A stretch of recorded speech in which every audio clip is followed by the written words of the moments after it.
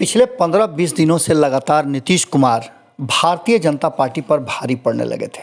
Bharatiya Janata party लगातार नीतीश कुमार के साथ पिछले 15 सालों से बिहार में सत्ता में काबिज है। इससे पहले भी आपको पता है कि एनडीए का जब गठन हुआ था तब से लेकर अब तक नीतीश कुमार उसके सबसे मजबूत हिस्से हैं। अगर 1.5-2 साल के बीच के समय को छोड़ दिया जाए तो नीतीश कुमार एक ट्रस्टेड जो कहा जाता है पार्टनर के रूप में भारतीय जनता पार्टी के साथ रहे और लंबी राजनीति चलती रही। लेकिन 2020 के चुनाव के बाद से माहौल बदला और बिहार की राजनीति में भी बहुत बदलाव हुए और बिहार की राजनीति ने कहीं ना कहीं इस देश की राजनीति को प्रभावित करना शुरू कर दिया। हालांकि ये सिलसिला कोई नया नहीं था, पहले से भी चल रहा था, लेकिन 2020 के चुनाव परिणाम के बाद जब नीतीश कुमार को ऐसा लगने लगा और जिसकी चर्चा भी उन्होंने की थी कि ये पता ही नहीं चला कौन दोस्त है कौन दुश्मन है, तो कहीं ना कहीं इस बात की तरफ संकेत उन्होंने दे दिया था कि वो अपनी ताकत मजबूत करेंगे। मजबूत करते ताकत को भारतीय जनता पार्टी ने पहचान लिया और नीतीश कुमार से बड़ा ही मजबूत चाल भारतीय जनता पार्टी ने उनसे पहले चल दिया और ये चुनावी चाल था। नमस्कार, भोरे भोर के इस एपिसोड में आपका बहुत बहुत स्वागत करते हैं, अभिनंदन करते हैं। जैसा कि आप सभी जानते हैं कि भारतीय जनता पार्टी और नीतीश कुमार के बीच में दोस्ती और दोस्ती के बीच में कुछ और भी है। ये अक्सर देखने को मिलता है तब जब चुनाव होते हैं या रणनीतियों में दोनों आपस में सामने टकराने की स्थिति में आते हैं। नीतीश कुमार शुरू से ही सेकुलर मिजाज के नेता कहे जाते हैं और उसके बावजूद उनका भारतीय जनता पार्टी के साथ रहना इस बात की तरफ इशारा करता है कि नीतीश कुमार किस तरह की राजनीति करते हैं। नीतीश कुमार अपनी शर्तों की राजनीति के लिए जाने जाते हैं और इसको लेकर के भले ही 2019 के लोकसभा चुनाव के बाद से नीतीश कुमार का कद थोड़ा कम हुआ है भारतीय जनता पार्टी की नज़र में, लेकिन उसे पाने के लिए और उसके लिए मजबूर करने के लिए वो हमेशा तैयार रहते हैं और अपने रणनीतियों से मात देते आए हैं भारतीय जनता पार्टी को। उपचुनाव में जिस तरह से नीतीश कुमार ने आगे बढ़कर भारतीय जनता पार्टी को साथ रखते हुए जिस तरह से भारतीय जनता पार्टी को ये एहसास करा दिया कि नीतीश कुमार अभी भी वही टाइगर जिंदा है वाली बात है नीतीश कुमार के साथ। कहीं ना कहीं नीतीश कुमार ने दोनों सीटें जीत करके ये बात स्पष्ट कर दिया कि नीतीश कुमार का ऑरा अभी खत्म नहीं हुआ है। इन बातों को लेकर के भारतीय जनता पार्टी लगातार जिस तरह की चर्चा चला रही थी, जिस तरह की बातें कर रही थी, उससे साफ लग रहा था कि नीतीश कुमार और भारतीय जनता पार्टी के बीच में संबंध समाप्त हो जाएंगे। हालांकि अभी भी इस बात पर पूरी तरह से मजबूती के साथ कोई नहीं कह सकता कि ये संबंध 2022 के चुनाव के बाद भी बरकरार रहेगा।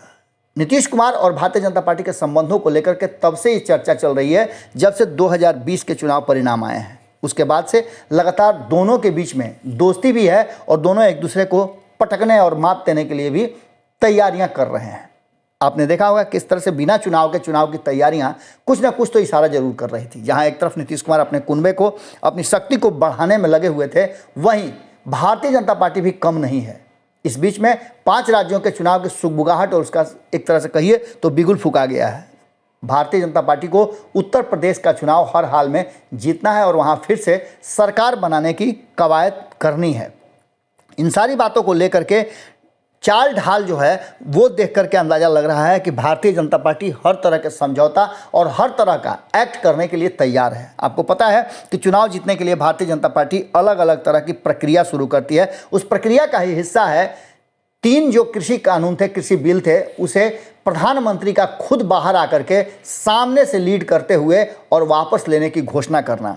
अब इन सारी बातों को लेकर के कहा यह जा रहा है कि जैसे ही केंद्रीय कैबिनेट की बैठक शुरू होगी, लोकसभा और राज्यसभा की कार्रवाई शुरू होगी, जो 29 तारीख से शुरू होने तय है, उसमें सबसे पहला जो प्रस्ताव आएगा वो यही आएगा। संसद से कानून रद्द होने के बाद ही आंदोलन खत्म करेंगे प्रदर्शनकारी, ऐसी भी बातें कही जा रही है। इसलिए प्रधानमंत्री नरेंद्र मोदी ने इसको प्रायोरिटी में रखते हुए सबसे पहले ये तय कर लिया है कि बुधवार को जब सदन की बैठक शुरू होगी तो सबसे पहले इस कृषि कानून के 3 बिलों को वापस करने के लिए प्रस्ताव लाया जाएगा। कृषि सुधारों के लिए संसद में पारित 3 कृषि कानूनों को लेकर साल भर से जो चल रहा था आंदोलन, उसके मद्देनजर प्रधानमंत्री नरेंद्र मोदी ने शुक्रवार को उनकी वापसी की घोषणा कर दी थी। कानून वापसी की प्रक्रिया को पूरा करने के लिए तैयार मसौदे पर आगामी बुधवार को होने वाली केंद्रीय मंत्रिमंडल की बैठक में मुहर लग जाएगा। केंद्रीय मंत्रिमंडल की बैठक में कृषि मंत्रालय की ओर से इस प्रस्ताव को लाया जाएगा और इस पर मंजूरी मिलने की पूरी संभावना तय मान के चलिए। 29 नवंबर को शुरू हो रहे संसद के शीतकालीन सत्र में पूरी तरह से इसकी प्रक्रिया को खत्म कर दिया जाएगा और इसे अमली जामा भी पहना दिया जाएगा। सरकार की इस तैयारी के बावजूद आंदोलनकारी जो हैं वो कहीं ना कहीं इस बात को लेकर के अड़े हुए हैं कि जब तक इसका कागज़ उनके हाथ में नहीं आता तब तक वो धरना प्रदर्शन से नहीं हटेंगे। लेकिन बात इससे आगे की है। बिहार से होते हुए उत्तर प्रदेश के रास्ते तय होते हैं। आपको बता दें कि प्रधानमंत्री नरेंद्र मोदी उत्तर प्रदेश जाते हैं और उत्तर प्रदेश जा कर के वो इस बात की तरफ इशारा कर देते हैं कि बाय हुक एंड क्रूक हर हाल में उत्तर प्रदेश का चुनाव भारतीय जनता पार्टी के लिए बहुत महत्वपूर्ण है। इसके लिए आपको हमने बताया था कि किस तरह से भारतीय जनता पार्टी ने नीतीश कुमार को भी अपने खेमे में लाने के लिए तैयारियां शुरू कर दी थी। नीतीश कुमार को ऑफर भी दिया गया था जिसकी चर्चा हम पहले भी आपसे कर चुके हैं। अब इन सब बातों को लेकर के जहां एक तरफ भारतीय जनता पार्टी पूरी तैयारी कर रही है, वहीं प्रधानमंत्री नरेंद्र मोदी और उत्तर प्रदेश के मुख्यमंत्री योगी आदित्यनाथ के बीच जिस तरह का आत्मीयता दिखाया गया और इसे तस्वीरों में दिखाने का मतलब आप सीधा समझ सकते हैं। प्रधानमंत्री नरेंद्र मोदी हर एक्ट के पीछे कोई ना कोई संकेत देते हैं और संदेश देते हैं। संकेत और संदेश दोनों स्पष्ट है कि हर हाल में उत्तर प्रदेश के चुनाव को जीतने के लिए भारतीय जनता पार्टी कोई भी हथकंडा अपना सकती है। नीतीश कुमार से पहले बीजेपी ने चाल चुनावी का चल दिया है। नीतीश कुमार अभी तैयारियां ही कर रहे हैं। इससे पहले अपना पिंड छुड़ाने के लिए भारतीय जनता पार्टी ने नीतीश कुमार को ऑफर भी दे दिया कि आप आइए हमारे साथ यूपी चुनाव में हमारे साथ चलिए। इसके ठीक पहले आपको बता दें कि भारतीय जनता पार्टी नीतीश कुमार को लेने के लिए तैयार साथ में नहीं थी उत्तर प्रदेश में। लेकिन अब जबकि प्रधानमंत्री कंधे पर हाथ रख करके योगी आदित्यनाथ के तस्वीर साझा करते हैं, सोशल मीडिया से लेकर के मीडिया में इसकी चर्चा होने लगती है, तो इसका मतलब कुछ होता है। योगी आदित्यनाथ ने इस तस्वीर को साझा करते हुए लिखा था कि हम निकल पड़े हैं प्रण करके, अपना तन मन अर्पण करके, जिद है एक सूर्य उगाना है, अंबर से ऊंचा जाना है, भारत नया बनाना है। इस बात को लिखने के साथ साथ प्रधानमंत्री नरेंद्र मोदी का उनके कंधे पर हाथ देने के साथ साथ एक बात तो तय नज़र आ रही है कि कहीं ना कहीं अब भारतीय जनता पार्टी, चाहे वो बिहार हो, उत्तर प्रदेश हो या देश का चुनाव हो, हर हाल में जीतने के लिए कोई भी हथकंडा अपना सकती है और उसी का प्रकटीकरण है प्रधानमंत्री नरेंद्र मोदी का एक्शन। आपने लगातार इस बात को देखा और सुना होगा कि किस तरह से भारतीय जनता पार्टी प्रधानमंत्री नरेंद्र मोदी को आगे करके और अपना काम साधती है, अपनी रणनीतियां बनाती है। आपको बता दें कि यूपी चुनाव से 3 माह पहले सियासी संदेश अच्छी तरह से प्रधानमंत्री ने दे दिया है और लखनऊ में रविवार को राजभवन के बंद गलियारे में सीएम योगी आदित्यनाथ के कंधे पर हाथ रखे पीएम नरेंद्र मोदी की ये तस्वीर जो सामने आई है योगी आदित्यनाथ के कंधे पर रख करके, उसे आप देख करके अंदाज़ा लगा सकते हैं कि भारतीय जनता पार्टी ने क्या कुछ तैयारियां कर ली है। इसके साथ ही योगी आदित्यनाथ का शायराना अंदाज में बोलना और कहीं ना कहीं बिहार में इसकी चर्चा शुरू हो जाना इस बात की तरफ इशारा करता है कि आने वाला चुनाव जो है उत्तर प्रदेश का वो बहुत कुछ लेकर के आएगा। उसके ठीक पहले बिहार में भी सुगबुगाहट तेज हो गई है और बिहार में कहीं ना कहीं एक बात तो तय मानी जा रही थी और इसकी चर्चा भी लगातार चल रही थी कि कहीं ना कहीं बिहार उत्तर प्रदेश चुनाव को लेकर के काफ़ी ज़्यादा कसमकस में है।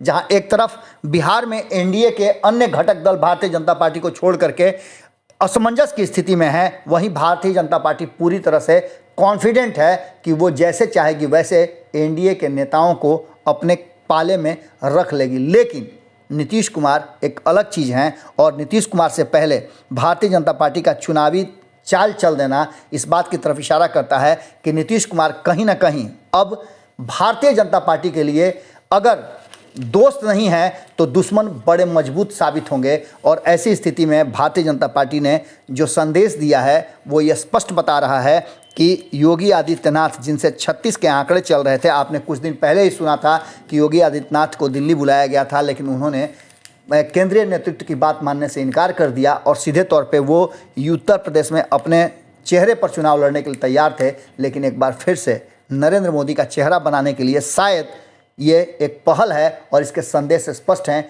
कि भारतीय जनता पार्टी हर तरह से by hook and crook Uttar Pradesh चुनाव में अपना सब कुछ दांव पे लगाएगी, जो शुरुआत हो चुका है। जुड़े रहिएगा भारत लाइव के साथ।